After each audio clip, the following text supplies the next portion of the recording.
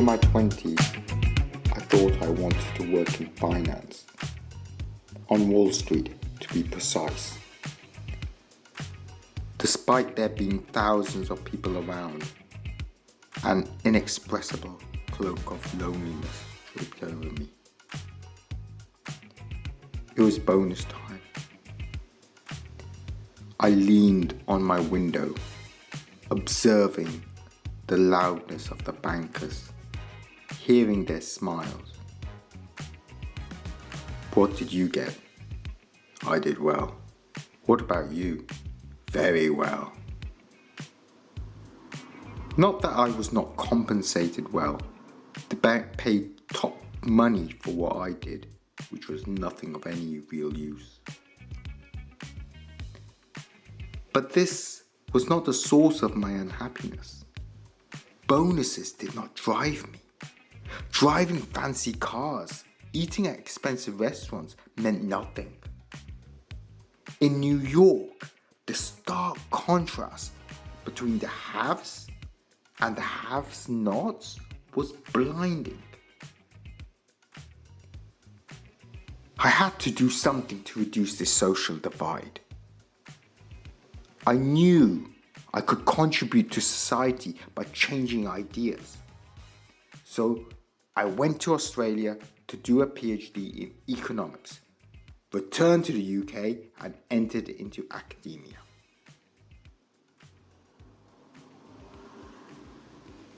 The process of international trade is cumbersome, complicated, unpredictable, involving lots of people, lots of paper, and benefits those that have and not the have-nots.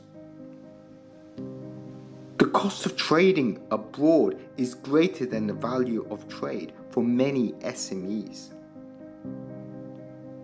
It was March 2020. COVID-19 had struck. I went to the supermarket. The shelves were bare. The shortages in supplies are exacerbated by the absurdity of the trading system.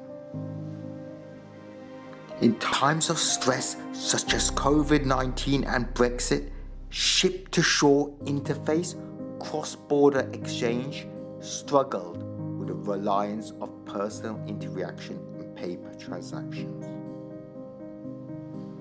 4 billion paper documents are circulating the world daily to support the international trade system.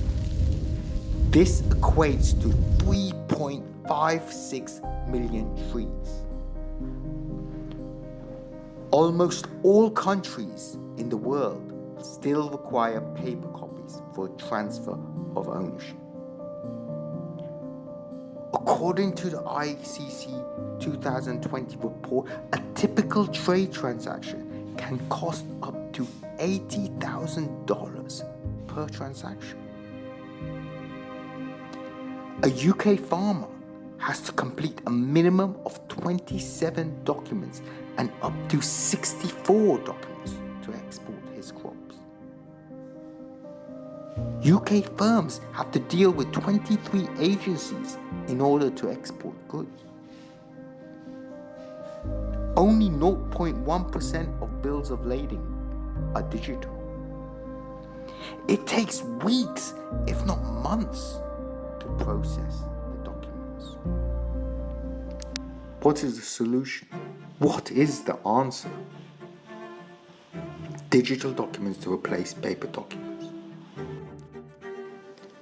Can you imagine a future day whereby an African farmer, all she needs to do to export maize to anywhere in the world is put in a couple of details, some data into a website, dissatisfy all the actors, all the links in that supply chain? In the world of trade, there are two kinds of companies: the digitalized haves and the undigitalized have-nots. The have-nots are SMEs in developing and developed countries. The use of digital data for trade signals a flickering of a hope for future of vulnerable SMEs and communities that otherwise may not benefit from digitalization and globalization.